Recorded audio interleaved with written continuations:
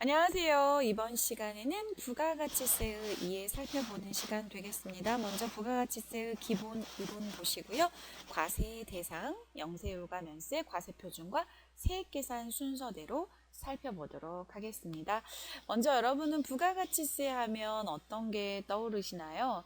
저는 커피를 워낙 좋아해서 커피 한 잔을 사 먹었을 때 만약에 커피 가격이 3,300원이다 라고 가정을 하면 3,000원은 커피의 공급가액이고 300원은 내가 그 커피를 소비함으로써 지출하게 되는 부가가치세, 세금에 대해서 부담한 거다라고 이해하시면 되겠어요. 저희가 부가가치세를 공부하기 전에는 어떠한 소비를 할 때 아무런 그 고민 없이 그냥 하셨겠지만 이제는 좀 달리 생각을 하시면서 소비를 하시게 될 것입니다. 자, 먼저 부가가치세는 이렇게 재화 또는 용역이 생산율, 새로이 창출한 가치의 증가분이 되는 거고요.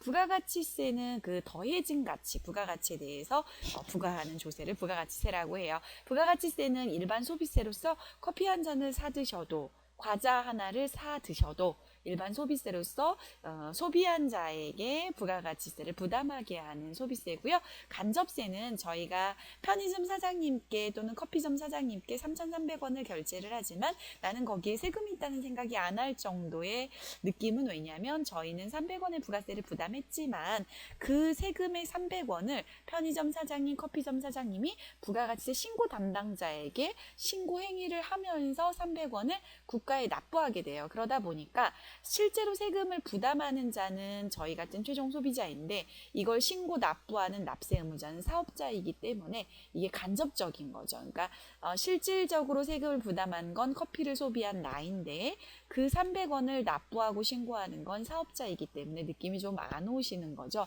이렇게 납세 의무자와 납세자가 달라서 담세자가 달라서 납세 의무자는 세금을 납부하는 자 그리고 담세자는 세금을 실제로 부담하는 자가 달라서 이걸 간접세라고 하고요. 부가가치세는 간접세이지만 소득세와 법인세는 직접세예요. 자, 소비형 부가가치세로서 총 매출액에서 중간재 구입과 자본재 구입을 차감한 부가가치를 창출한 그 분에 대해서 계산을 해보면 총소비액과 일치를 한다는 거고요. 대한민국은 매출세액 빼기 매입세액 체제를 가지고 있어서 전 단계에서 뜯긴 부가가치세 매입세액을 공제해서 납부하게 되어 있어요. 따라서 전단계 세액공제법이라고 하고요. 소비지국 과세 원칙을 채택하고 있기 때문에 저희가 수출하는 부분에 대해서는 영세율을 적용을 해주고 있어서 만약에 저희가 일본에 어떤 내용을 수출했다 그러면 일본의 소비세인 8%를 자국의 소비세를 붙이게 되는 거고 대한민국의 소비세 10%를 붙이지 않고 0%로 수출을 하게 되는 거 이걸 소비지국 과세 원칙이라고 해요.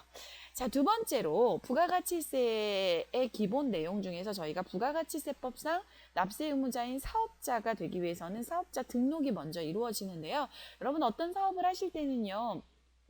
사업자 등록을 먼저 최초에 내시는 게 가장 빨리 저희가 해야 될 일이에요. 사업자 등록은 사업 개시일로부터 20일 이내에 법적으로 하셔야만 하고요. 만약에 내가 기존 사업장이 하나 있는데 또 신규로 하나를 낸다 그럴 때는 이 규정을 적용하는 거고 나는 사업을 최초로 시작하는 거야. 그렇게 된다면 사업 개시일 이전에도 사업자 등록 신청이 가능합니다. 사업자 등록은 이렇게 신청이 들어오면 발급을 바로 받을 수가 있게 되고요. 사업자 등록을 만약에 제대로 하지 않으시게 되면 미비 등록 가산세라고 해서 공급가 가액의 1% 가산세를 부담해야 되기 때문에 정확히 지켜내셔야 돼요. 자, 대한민국의 부가가치세 납세 의무자는 사업자라고 앞서 말씀을 드렸는데요. 그럼 사업자가 뭐냐? 부가가치세법상 과세 대상이 되는 재화 용역을 공급하고 영리 목적을 묻지는 않아요. 비영리여도 재화 용역을 공급하고 독립적으로 사업을 하게 된다면 이 부분에 대해서 납세 의무자라고 하고 있어요. 또는 사업자가 아니어도요. 외국에서 재화를 수입하면 부가가치세 납세 의무자가 돼요. 재화를 수입하는 경우는 사업하고 관계없이 납세 의무를 부담하게 됩니다. 자, 이 그림 중요한데 여러분 사업자가 누구냐라고 했을 때 여러분과 저는 사업자가 아니다. 뭐 학생 신분이시다. 그냥 근로자로서 회사에 다니고 계신다. 그럼 사업자가 아니죠. 그러면 저희는 비사업자라고 해요. 비사업자는 부가세 신고납부 의무가 없고요. 사업자는 과세사업자와 면세사업자로 나누어지는데 과세사업자는 부가세 신고납부 의무가 있어요. 하지만 면세사업자는 부가가치세가 면세되는 재화 또는 용역을 공급하는 사업자이기 때문에 부가가치세법상 사업자가 아니고 소득세법상 사업자 등록을 하신 거라서 부가세 신고납부 의무는 없어요. 따라서 면세업자는 어떤 물건을 부가세를 부담하고 매입하시게 되잖아요. 그럼 부가세 신고납부를 안 하기 때문에 매입세액을 돌려받으실 수가 없어요. 그래서 고스란히 본인이 다 짊어지고 가게 되는 거죠. 그럼 사업자는 과세사업자와 면세사업자에서 이제 면세사업자는 부가세 신고납부를 안 한다고 하니까 과세사업자가 부가세 신고납부를 한다고 보시면 되겠죠. 과세사업자는 영세한 개인사업자를 간이과세자로 하고요. 그렇지 않은 자를 일반과세자로 하고 있고 간이과세자는 1년에 한 번 부가세 신고를 하고요. 일반과세자는 1년에 2번 부가세 신고를 한다고 보고요. 일반과세자 중에서 법인사업자는 예정신고라는 제도를 두고 있어서 1년에 4번 정도 부가세 신고를 한다라고 보시면 되겠어요. 따라서 과세사업자가 납세 의무자다 이렇게 보시면 되겠죠. 자, 그러면 이 일반과세자 카테고리를 그대로 가지고 오세요. 앞서 여러분 요 그림에서 요거예요. 일반과세자. 그걸 그대로 가지고 오셔서 일반과세자는 제1기와 2기로 부가세 신고납부를 하게 되는데요. 예정신고 기간을 해야 되는 법인사업자는 1월부터 3월까지 4월 25일에 신고납부. 예정신고를 거쳤다면 4월부터 6월까지고요. 예정신고 안 했다면 1월부터 6월까지 거를 7월 25일. 2기 예정신고는 7월부터 9월까지고 예정신고 부분에 대해서는 10월 25일에 신고납부를 하게 되고요. 예정신고를 한 경우라면 10월부터 12월 거를 확정신고를 하게 되고 예정신고를 안 한 경우라면 7월부터 12월까지 확정신고를 해서 1월 25일에 신고납부를 하게 돼 있어요. 그래서 법인사업자는 석 달에 한 번, 개인사업자는 6개월에 한 번 이렇게 알고 계시면 좋을 것 같고요. 간이과세자는 1년에 한 번. 이렇게 과세기간이 형성되어 있고요. 만약에 내가 신규로 사업을 오픈했다 그럼 1월 1일이 아니고 2월 1일 날 오픈했을 수도 있죠. 그럼 2월 1일부터 종료월은 똑같이. 그리고 폐업을 하는 경우는 시작은 1월 1일부터 할 수 있는데 폐업하는 경우는 만약에 뭐 저희가 2월 28일 날 폐업을 했다 그러면 2월 28일까지가 과세기간이다라는 거죠. 자, 이걸 어디에다가 부가가세 신고 납부를 하느냐라는 이제 납세지 얘기인데요. 납세지는 여러분 사업장 소재지예요. 근데 이제 사업장이 어디에 있느냐라는 걸 둘 때 그럼 사업장이 뭐냐라는 게 되게 중요한데 업종별로 사업장이 달라요. 광업은 여기저기 광고가 널려 있기 때문에 광업사무소 소재지를 광업사무소의 사업장으로 하고 있고요. 제조업은 최종 제품을 완성한 장소니까 공장이라고 보시면 되겠죠. 건설업, 운수업, 부동산 매매업은요. 이 물건들이 다 옮겨 다니는 거죠. 이를테면 한 번은 저기 전라도에 있는 아파트를 팔았고 한 번은 저기 경상도에 있는 아파트 팔았고 한 번은 서울에 있는 아파트 팔았다. 근데 나는 부동산 매매업자다. 그러면 물건들이 다 전국에 다 널려 있기 때문에 건설업, 운수업, 부동산 매매업은요. 다 이게 성격이 비슷하게 운수업은 돌아다니면서 건설업도 여기저기 지어달라 그러면 지어주게 되는 거죠. 그러다 보니까 한 군데에다 지정을 했어요. 법인은 법인 등기부상 소재지, 개인은 사업 업무를 총괄하는 장소. 자, 무인 자판기에서 커피나 캔 음료 같은 거 내가 뽑아먹은 시점은 오늘인데 그 캔 음료를 관리하는 무인 판매업자가 어디를 사업장으로 둘 것이냐. 그러니까 오늘 뽑아먹은 요 자리에 있는 캔 자판기가 있고 어제는 저쪽 어디 다른 데 가가지고 캔 자판기에서 뽑아 먹었는데 그게 한 사업자가 다 관리하는 거다. 전국이 다 있다. 그러면 이거 장소를 사업장으로 두겠다. 다단계 판매원은 돌아다니면서 판매를 하게 되죠. 따라서 다단계 판매업자의 주된 사업장을 사업장으로 보겠다. 부동산 임대업은 여러분 부동산 매매업과 비교를 하셔야 돼요. 매매업은 여기저기 물건이 널려 있지만 부동산 임대업은 그 물건이 북박이로 있으면서 계속 임대 수익을 창출하니까 그 물건이 있는 부동산 등기부상 소재지를 사업장으로 두고 있어요. 자, 그 사업장을 가지고 있다 그러면 부가세 신고 납부를 각 사업장별로 하는 게 원칙이에요. 그런데 A 사업장은 전단계 세액공제법에 의해서 계산을 해보니까 플러스 1억이 나오고 B 사업장은 전단계 세액공제법에 의해서 계산을 해보니까 마이너스 5천만 원 환급이 나와요. 근데 여러분은 자금 사정이 지금 좋지 않은데 지금 1억을 냈다가 나중에 환급은 좀 늦게 해주거든요. 환급은 또 늦게 돌려받는 사업장은 늦게 돌려받게 되면 돈이 묶여있게 되겠죠. 이럴 경우에 국가는 이걸 해소해주기 위해서 주사업장 총괄납부 제도를 신청을 해. 그러면 그걸로 납부는 한 군데에서 하게 해줄게. 그래서 여러 사업장이 있는 경우는 납부만 한 군데에서 할 수 있게 신청하는 제도가 바로 주사업장 총괄납부 제도이고요. 사업자 단위 과세 제도는 생리한서 발행부터 신고 납부까지 모두 다 한 군데에서 해라는 제도예요. 따라서 이제 사업 특성에 따라서 둘 중에 하나를 신청하셔서 편하게 가시면 되겠죠. 요 내용들은 여러분이 이제 총괄 사업장은 주사업장 총괄 납부는 아무데나 두셔도 되는데 사업자 단위 과세제도는 법인은 본점만 둘 수가 있다라는 거 기억하시면 되겠습니다. 자, 두 번째, 부가가치세를 어디에 대상으로 두고 뜯어갈래 그 얘기인데요. 세 가지예요. 재화의 공급, 용역의 공급, 재화의 수입이 부가가치세법상 과세 대상인데 첫 번째 재화의 공급 살펴보겠습니다. 그럼 재화의 공급은 재화를 공급했네라고 해석하면 되는데 그럼 재화가 뭐야? 라고 물어본다면 유체물과 무체물이에요. 여러분 공기, 전기, 열, 가스 이런 거 안 만져지죠. 이런 걸 무체물이라고 하죠.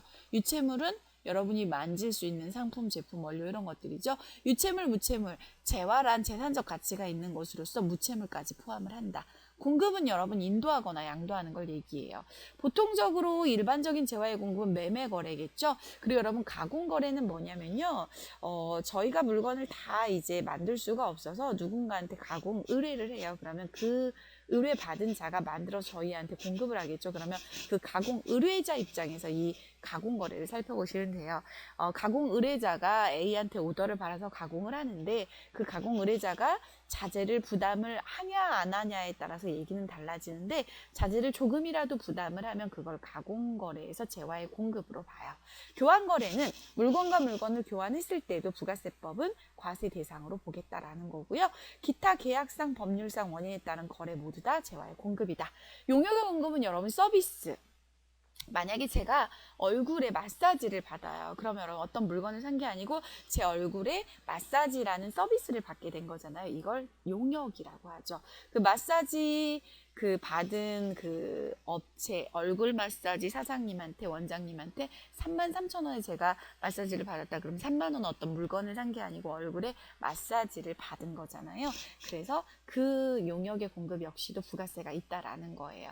근데 여러분 용역의 공급은 그렇게 영무라는 걸 제공을 한 건데 영무라는 걸 제공한 거는 제가 이제 이 마사지라는 얼굴 여성분들이 많이 받으시는 그 얼굴 마사지에 대해서 얘기를 한 이유는 뭐냐면 저희 강의를 들으시는 분들이 여성분들이 좀 많아서 말씀을 드린 것도 있고요. 실제로 이제 화장품을 샀어요. 그러면 그거는 그쪽 상대방 입장에서 보면 재화의 공급이잖아요. 얼굴 마사지를 했어요. 그럼 이건 상대방 입장에서 보면 영무를 제공한 거기 때문에 용역의 공급이라는 거죠. 그런데 여러분 건설업은 어떨까요? 여러분 아파트를 사신다 그러면 건설 자재도 있고 거기에 건설하신 분들의 인건비가 어마어마하죠. 저희 부가가치세법에서는요. 건설은 자재의 전부나 일부를 부담하는 것, 부담하지 않는 것 관계없이 건설 쪽은 전부 다 용역의 공급으로 봐요. 아파트값 엄청 비싸죠. 거기 자재값보다는 뭐가 더 많아요? 인건비나 다른 영무에 대한 그 대가가 더 많아요. 따라서 용역의 공급으로 보고요. 가공 같은 경우는 주요 자재의 일부나 전부를 분담을 했다 그러면 재화의 공급이고 부담을 하지 않았다 그러면은 용역의 공급으로 보는 거예요. 자, 그 다음에 산업재산권을 빌려줬어요. 특실디상, 특허권, 실용시장권, 디자인권, 상표권이 산업재산권인데 빌려주면 용역의 공급이고요. 팔았어요. 그러면 재화의 공급으로 보는 거죠. 자, 그리고 재화의 수입은요. 외국에서 물품을 국내에 반입하면요. 세관이 그 물품에 대해서 과세표준 책정하는 부가가치세법상 근간에 의해서 10% 부가가치세를 과세하고 있어요.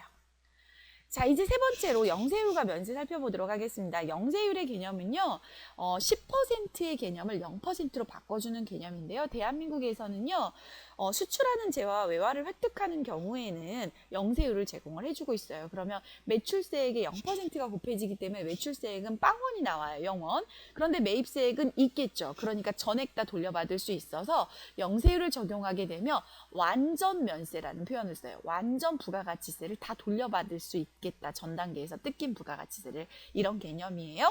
전 단계 세액공제법은 매출세액에서 매입세액을 빼서 이제 납부를 하는데 매출세액이 0이기 때문에 매입세액을 전액 다 돌려받는다라는 그림이에요. 자, 영세율 적용 대상 거래는요. 크게 이렇게 보시면 돼요. 수출하는 경우와 외화 획득. 자, 재화를 수출하는 경우 용역을 국외에 공급하는 경우 외국 항액 용역의 공급, 외화 획득 재화 또는 용역의 공급. 큰 그림으로 보면 수출과 외화 획득 이렇게 보시면 되겠습니다.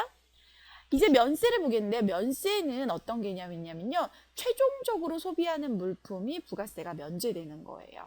근데 여러분 제가 앞서 사업자 그림 봤을 때 과세사업자와 면세사업자 했을 때 면세사업자는 부가가치세법상 신고납부 의무가 없다 그랬잖아요. 과세사업자는 일반과세자와 간이과세자로 나눠지잖아요. 그럼 면세사업자는 부가세법상 신고납부 의무가 없으니까 자기들이 책상을 사고 컴퓨터를 사고 의자를 사고 직기비품을 샀어요. 그런데 이 부분에 대한 매입세액을 공제받지 못하게 되니까 그 부분의 매입세액을 최종 소비자에게 약간 전가하면서 면세 품목에 얹어서 원가 산정을 하겠죠. 따라서 부분 면세라고 해요. 면세란 일정한 재화 또는 용역 공급에 대해서 부가세가 면제되는 건데 면세 사업자는 부가가치 신고납부 의무가 없기 때문에 매입세액도 공제 반환되지 않아요. 환급되지 않아요. 따라서 매입세액은 공급가액에 포함되어 최종 소비자가 면세 품목을 사 먹고 쓰신다고 하더라도 부가세가 완전히 제거된 건 아니라 그래서 부분 면세 제도라고 하고요. 앞서 보셨던 영세율은 완전히 제거돼서 완전 면세 제도라고 해요. 자, 면세 품목은 뭐가 있냐? 저희가 기본적인 삶을 유지하는 기초생활 필수품 하고요. 국민 후생과 문화 관련된 부분 하고요. 토지가 있어야 거기서 뭔가 소산물이 나오죠. 네, 토지하고 그리고 금융보험 용역은 과세 표준을 아직 정하기가 참 모호해서 면세로 하고 있다고 해요. 그런데 논문들에서는 금융보험 용역에 부가세를 과세해야 되지 않냐 뭐 이런 의견들이 있다고 하는데 아직까지는 세법상 면세 품목에 들어가 있습니다. 저술가 작곡가 그 밖에 직업상 제공하는 인적 용역도 부가가치 구성 요소고요. 기타 국가 지방자치단체와 관련된 내용들 읽어보시면 되겠습니다. 자, 이제 과세표준과 세액계산 보도록 하겠는데요. 여러분 과세표준은요. 부가가치세를 뜯어가는 근간이 되는 수량과 가액을 과세표준이라고 해요. 저희가 공급가액과 부가가치세를 합해서 공급대가라고 이름을 부르고요. 자, 과세표준은 어떻게 결정합니까? 그러면 금전으로 주고받았을 때는 금전의 그 대가가 과세표준이고요. 금전 이외의 것들은 조세 형평성에 어긋나면 안 되기 때문에 시가.